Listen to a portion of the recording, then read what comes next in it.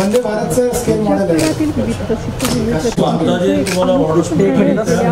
Railway समोर समोर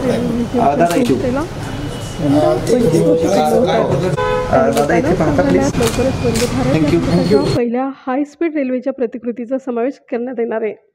या रेल्वेच्या प्रतिकृतीचं नुकतंच पुण्याचे पालकमंत्री चंद्रकांत पाटील यांच्या हस्ते अनावरण करण्यात आलं. या प्रसंगी म्युझियमचे रवी जोशी यांचा मुलगा देवव्रत जोशी, संदीप खर्डेकर, मंजुश्री खर्डेकर हे उपस्थित होते. यावेळी बोलताना चंद्रकांतदादा पाटील म्हणाले, 25 वर्षापूर्वी साकारलेलं हे मिनिएचर रेल्वे म्युझियम मोठं काम असून हे काम उभारण्यापूर्वी सुमारे 25 वर्षापासून त्याची तयारी केली गेली असेल.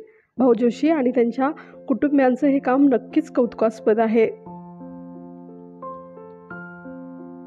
बालकृष्ण जोशी अर्थात भाऊ जोशी स्केल मॉडेल्स गोळा करण्याच्या या छंदातून तब्बल 40 वर्ष देश-विदेशातून रेल्वेची स्केल मॉडेल संकलित करतात. परदेशात असलेल्या स्केल मॉडेल या छंदाबाबत भारतीयांना माहिती व्हावी या उद्देशानं त्यांनी 1982 साली 18 व्यासाच्या भागावर 1887 याप्रमाणे एक चलत मॉडेल तयार केलं. मुंबई, पुणे या ठिकाणी याची प्रदर्शन केल्यावर त्याला एक स्थायी स्वरूप द्यावं या उद्देशानं त्यांनी 25 वर्षापूर्वी म्हणजे 1 एप्रिल 1998 रोजी Joshi museum of miniature railway साकारलं.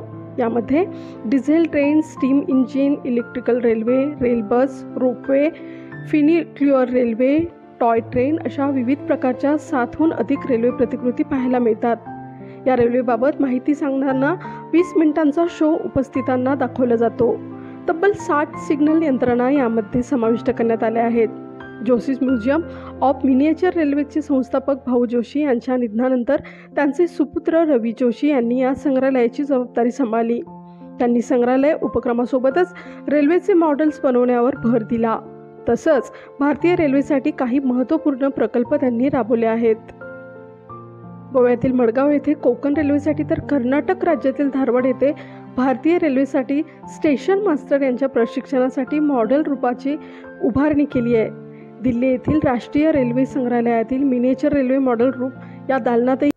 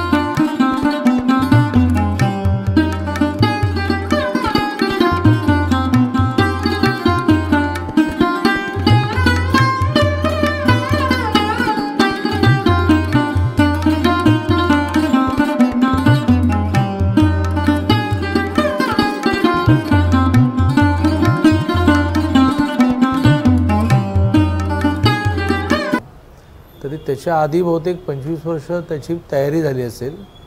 इतक्या रेल्वेतल्या बारकाव्याचा आणि जगातल्या रेल्वेच्या बारकाव्याचा यात विचार केला आहे. आणि त्यामुळे जे हे बघायला येत असतील ते खूप एन्जॉय करत असतील, खूप नवीन माहिती त्यांना मिळत असेल. वंदे भारतचं जे मॉडेल केलं आहे ते खूपच सुंदर आहे.